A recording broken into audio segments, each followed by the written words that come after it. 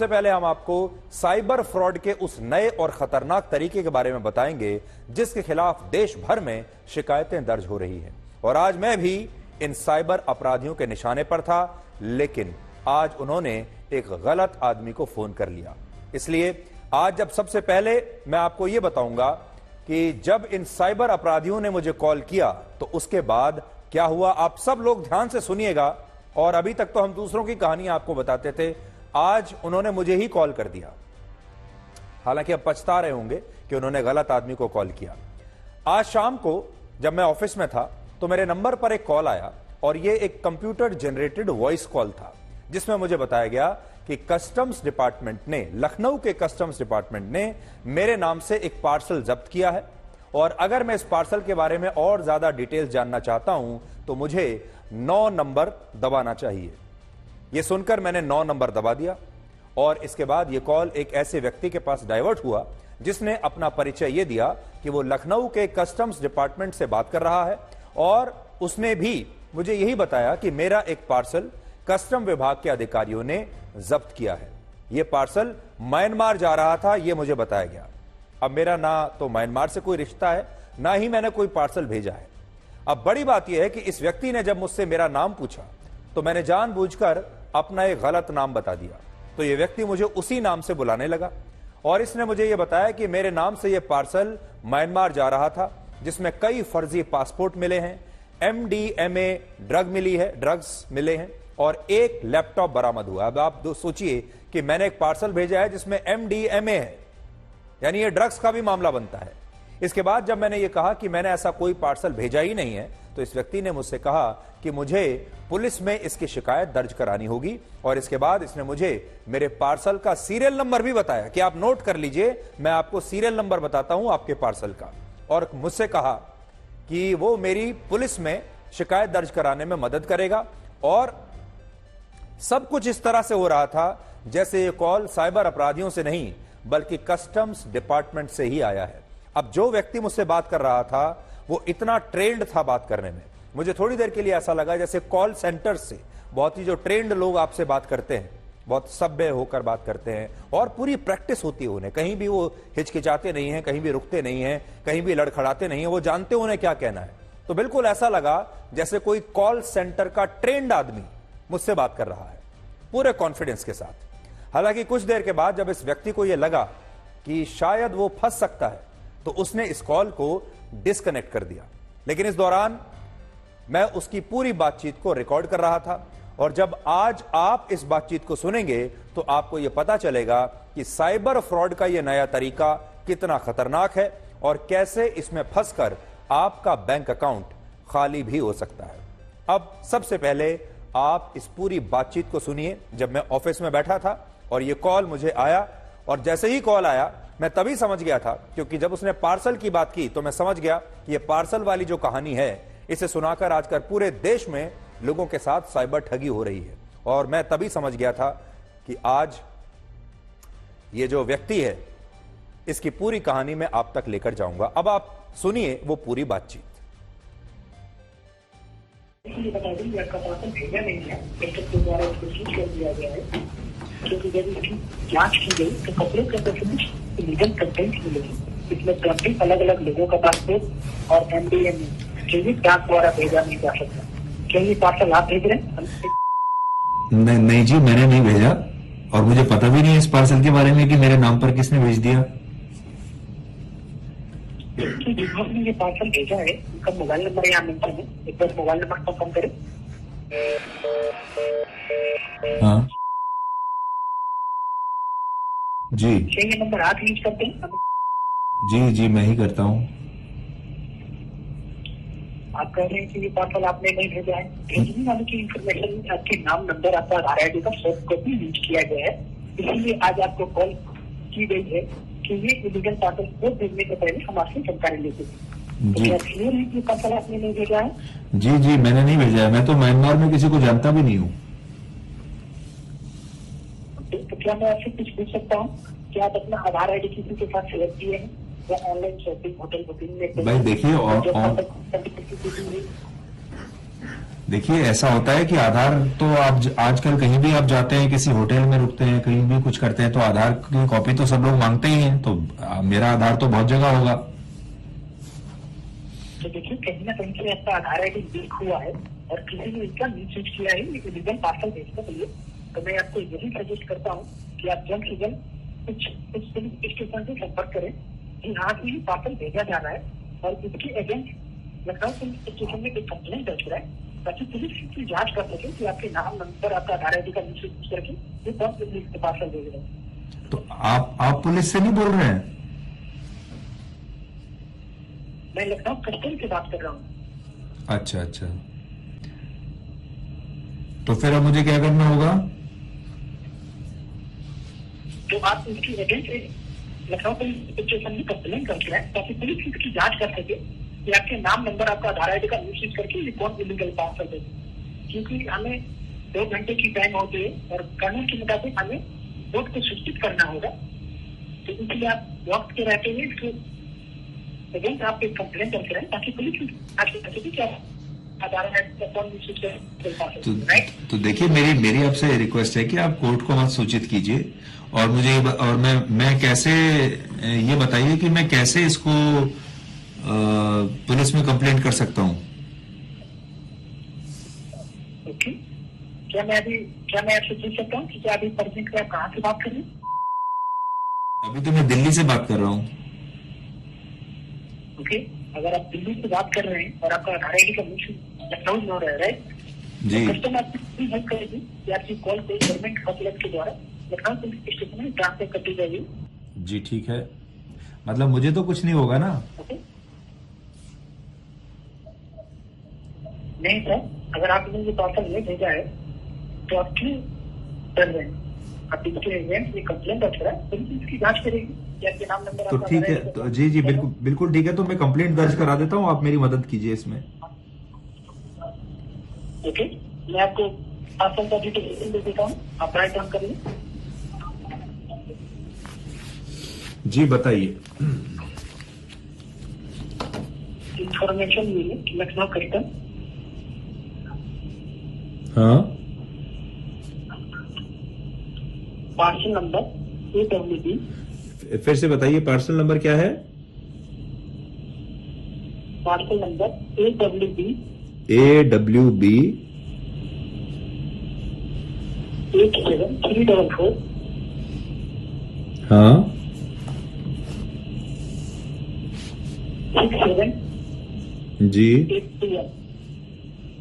और इस पार्सल में मिला क्या है? इसमें 20 अलग अलग लोगों का पासपोर्ट है और MDMA है। वो क्या होती है? आपके लोग द्वारा भेजा MDMA मतलब वो जो ड्रग्स होती है? जी। अच्छा 1 लैपटॉप। अच्छा, लैपटॉप भी है? अच्छा जी जी, बताइए, तो मैं अभी फिर किसको कंप्लेंट करूं? आइटम जो मिले हैं उसको आप राइट डाउन कर लीजिए। जी। अब आप देखिए कि ये व्यक्ति पूरे कॉन्फिडेंस के साथ पहले मुझसे बात कर रहा है, मुझे कह रहा है कि मैंने कोई पार्सल भेजा है, जबकि मैंने कोई पार्सल नहीं भेजा है। रूट इन्होंने अपने आप तय कर लिया कि लखनऊ से ये पार्सल जा रहा है म्यांमार, और उस पार्सल में क्या है? उसमें ड्रग्स हैं, उसमें अवैध पासपोर्ट्स हैं कुछ लोगों के, उसके अंदर एक लैपटॉप है। उसके बाद ये मुझसे संपर्क करते हैं और ये व्यक्ति मुझसे कहता है कि अभी तो मैं बोल रहा हूं कस्टम्स डिपार्टमेंट से, अब मैं आपको आपकी शिकायत करने के लिए सीधे पुलिस के साथ कनेक्ट करता हूं, मैं आपकी कॉल ट्रांसफर कर रहा हूं पुलिस में। हालांकि आपने भी देखा होगा, और यह असंभव सी बात है, ऐसा होता नहीं है कि कस्टम से आपको कॉल आए और वो उसी कॉल पर पुलिस को ट्रांसफर कर दे। और मैं उम्मीद ये कर रहा था कि ये कॉल ट्रांसफर होगा। अब इसमें हुआ ये कि शायद उन्होंने मुझसे ये उम्मीद की थी कि मैं डर जाऊंगा, या आम लोग जो हैं वो तो डर ही जाते हैं, उनका जो रिएक्शन है शायद बिल्कुल अलग होता है, और मेरा रिएक्शन अलग था। हालांकि बाद में मैंने ऐसी कोशिश की कि मैं उसको दिखाऊं कि मुझे डर लग रहा है, लेकिन तब तक शायद वो व्यक्ति समझ चुका था और बाद में उसने ये कॉल डिस्कनेक्ट कर दिया। अब देखिए, ये एक नए तरीके का साइबर फ्रॉड है जिसके खिलाफ पूरे देश में अलग अलग जगहों पर शिकायतें दर्ज हो रही हैं, और कुछ महीने पहले दिल्ली में भी बिल्कुल इसी तरह की घटना हुई थी, जहां कुछ साइबर अपराधियों ने एक महिला डॉक्टर से 4.5 करोड़ रुपए ठग लिए थे। पुलिस के मुताबिक एक आरोपी ने पहले नकली पुलिस अफसर बनकर इस महिला को फोन किया, फिर उसे बताया कि उसके नाम से जो पार्सल मुंबई से ताइवान जा रहा है, उस पार्सल से ड्रग्स बरामद हुई हैं और नारकोटिक्स डिपार्टमेंट की टीम ने खुद इस पार्सल की जांच की है और उसे यह भी पता चला है कि इस महिला के नाम पर मुंबई में कुल 23 बैंक अकाउंट्स खोले गए हैं, जिनका इस्तेमाल मनी लॉन्ड्रिंग के लिए हुआ है। और इसके बाद यह महिला बिल्कुल डर गई। बड़ी बात यह है कि कभी कोई पुलिस अफसर बनकर इस महिला से बात कर रहा था, तो कभी कोई उसे यह कह रहा था कि वो नारकोटिक्स या कस्टम्स डिपार्टमेंट से है। अलग अलग विभागों के लोग बात कर रहे थे, जिससे महिला इतनी डर गई कि उसने अपनी बैंक से जुड़ी सभी जरूरी जानकारियां इन अपराधियों को फोन पर ही दे दी और इसके बाद बैंक में जमा अपना सारा फिक्स्ड डिपॉजिट और बाकी का पैसा भी इन अपराधियों को दे दिया। इतनी डर गई। लेकिन बाद में पता चला कि जो लोग दिल्ली की इस महिला डॉक्टर को फोन कर रहे थे, वो तमाम लोग साइबर अपराधी थे। अब आप सोचिए, दिल्ली में एक पढ़ी लिखी डॉक्टर को इन 10वीं 12वीं पास, जिन्होंने शायद स्कूल भी अपना पूरा नहीं किया होगा, ऐसे लोगों ने मिलकर ठग लिया। और यह महिला डॉक्टर अकेली नहीं है जिसके साथ इस तरह की धोखाधड़ी हुई है। एक और रिपोर्ट के मुताबिक अकेले दिल्ली में 2,500 से ज्यादा लोगों ने इसी तरह के साइबर फ्रॉड के खिलाफ शिकायत दर्ज कराई है और पूरे देश में ही इस तरह के साइबर फ्रॉड्स अब लगातार हो रहे हैं। पिछले हफ्ते Indian cyber crime coordination centre ने अपनी एक नई रिपोर्ट में यह बताया था कि भारत में कस्टमर केयर नंबर से होने वाले ऐसे साइबर अपराधों की संख्या लगभग 43,000 है और यह संख्या हर दिन बढ़ती जा रही है। इससे भी बड़ी बात यह है कि भारत में पिछले 3 वर्षों में साइबर अपराध की घटनाओं में लोगों के साथ 10,319 करोड़ रुपए की ठगी हो चुकी है।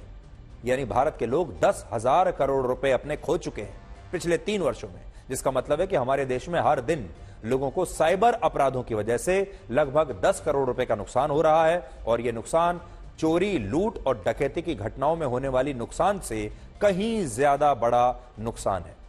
इसके अलावा भारत में साइबर क्राइम के लिए जो हेल्पलाइन नंबर है, उस हेल्पलाइन नंबर पर हर दिन 45 से 50 हजार कॉल्स साइबर अपराध की शिकायतें दर्ज कराने के लिए आ रही हैं और पिछले महीने तो 12 लाख से ज्यादा लोगों ने इस हेल्पलाइन नंबर पर कॉल करके बताया था कि उनके साथ मोबाइल फोन पर साइबर ठगी हुई है। और ये जो नंबर है, हेल्पलाइन नंबर, आप भी नोट कर लीजिए, इसका नंबर है 1930। अब इस सवाल पर आते हैं कि आप इस तरह की साइबर धोखाधड़ी से बच कैसे सकते हैं। तो सबसे पहले आपको बड़ी बात यह है कि आपको घबराना नहीं है, क्योंकि ये जो सारे लोग हैं बड़े ट्रेंड होते हैं। ये आपके व्यवहार को नोट करते हैं। अगर इन्हें लगता है कि आप डर गए हैं, अगर इन्हें ऐसा लगता है कि आपको इनकी कहानी पर पूरा भरोसा हो चुका है, तब ये आगे बढ़ते हैं। इसलिए सबसे पहली बात तो यह है, इमरान खान के शब्दों में अगर हम कहें तो, कि आपको घबराना नहीं है। अगर आपके पास ऐसा कोई फोन आता है और आपको बताया जाता है कि आपके नाम से कोई पार्सल पकड़ा गया है, आपके बच्चे के नाम से कोई पार्सल पकड़ा गया है, आपका बच्चा कहीं पर ड्रग्स के साथ पकड़ा गया है, तो यह सुनकर बिल्कुल भी आप डरिए मत। सारी बातें ध्यान से सुनते रहिए, अपना दिमाग लगाइए और डरे नहीं बिल्कुल भी। दूसरा, अननोन कॉल्स और ईमेल से जितना बच सकते हैं उतना बचें। अननोन कॉल्स अगर आपको दिखाई दे रही हैं, मेल्स आ रहे हैं, व्हाट्सएप पर मैसेज आ रहे हैं, एसएमएस आ रहे हैं, तो उनका जवाब मत दीजिए। तीसरा, अपना वन टाइम पासवर्ड कभी भी किसी के साथ शेयर ना करें। कभी भी किसी भी प्रकार का कोई ओटीपी किसी के साथ शेयर ना करें। अगर बैंक से भी आपको कोई कॉल आता है तो अपना ओटीपी शेयर ना करें और कोई डिटेल शेयर ना करें, क्योंकि बैंक वाले खुद ये कहते हैं कि हम कभी भी आपसे ओटीपी मांगेंगे नहीं। इसलिए अगर कोई व्यक्ति आपको यह कहता है कि वो बैंक से बात कर रहा है और आपका ओटीपी चाहिए, तो आप पहली नजर में ही समझ जाइए कि ये झूठ बोल रहा है, क्योंकि बैंक का कोई भी कर्मचारी आपसे कभी ओटीपी नहीं मांगता। चौथी बात, ऐसे मामलों में अक्सर अपराधी खुद को या तो पुलिस अफसर बताता है, कस्टम्स ऑफिसर बताता है, नारकोटिक्स डिपार्टमेंट का बड़ा अफसर बताता है और फिर आपसे आपके मोबाइल नंबर या लैपटॉप का रिमोट एक्सेस ले लेता है और आपको बैंक खाते को, आपके बैंक खाते को वो खाली कर देते हैं, क्योंकि सारी डिटेल्स आपसे ले चुके होते हैं। आपका आधार कार्ड का नंबर भी ले लेते हैं। जैसे आपने देखा होगा, जब वो मेरे पास मुझसे बात कर रहा था तो धीरे धीरे मेरे आधार कार्ड की तरफ बढ़ रहा था। उसने कहा कि क्या आपने अपना आधार कार्ड कहीं शेयर किया है, और अगर उसे मुझ पर पूरा विश्वास हो जाता कि मैं वाकई में डर गया हूं, तो वो मुझसे मेरा आधार कार्ड जरूर पूछता, और जैसे ही मैं अपना आधार कार्ड बताता उसके बाद वो कुछ और नई चीज करता, शायद मेरा OTP पूछता, और फिर थोड़ी देर के बाद वो मुझसे ये भी कहता कि मैं आपको अब पुलिस डिपार्टमेंट के पास ट्रांसफर कर रहा हूं, और वहां हो सकता है एक वीडियो कॉल में मुझे एक पुलिस अधिकारी पुलिस स्टेशन से बैठा हुआ दिखाई भी दे, और वो उसका जो जहां वो बैठा होगा वो ऐसा लगेगा जैसे वो वाकई किसी पुलिस स्टेशन में बैठा है, और आप अपने सारे डिटेल्स उसे देते चले जाएंगे। इसलिए अपने फोन का या अपने लैपटॉप का रिमोट एक्सेस, अपना आधार कार्ड नंबर, अपने बाकी के और जो सरकारी ID कार्ड हैं उनका नंबर, अपना बैंक अकाउंट का नंबर या अपना OTP नंबर कभी भी भूल कर भी किसी को ना दें। और पांचवी बात, कॉलर ID पर लिखे नाम पर कभी भी विश्वास ना करें, क्योंकि ये नाम नकली होते हैं, जाली होते हैं। कई बार कुछ कॉलर IDs पर पुलिस, कस्टम्स डिपार्टमेंट, अदालत या DM का नंबर लिखा होता है, उनका नाम लिखा होता है। आपको लगता है कि शायद पुलिस स्टेशन से फोन आ रहा है, कस्टम डिपार्टमेंट से फोन आ रहा है या किसी अदालत से फोन आ रहा है। यह सब गलत होता है। इसलिए इसका मतलब यह कभी नहीं होता कि वो कॉल पुलिस से आ रहा है या अदालत से आ रहा है। बहुत सारे ऐप्स ऐसे हैं जिनसे कॉलर ID का नाम पुलिस या कोर्ट रखा जा सकता है। इसलिए कॉलर ID पर लिखे नाम पर कभी भी विश्वास आपको नहीं करना चाहिए। तो ये मैंने आपको अपना अनुभव बताया। अगर आपके साथ ऐसा होता है तो आपको पहली बात हमने बता चुके हैं, डरना नहीं है। और दूसरा, सबसे पहले आप अपने बैंक को फोन कीजिए इसके बाद, और उनसे कहिए कि अगर इस तरह की कोई भी गतिविधि आपके बैंक अकाउंट में वो देखते हैं तो तुरंत आपको या तो सूचित करें या फिर उस ट्रांजैक्शन को रोक दें। आज मैंने भी यही किया।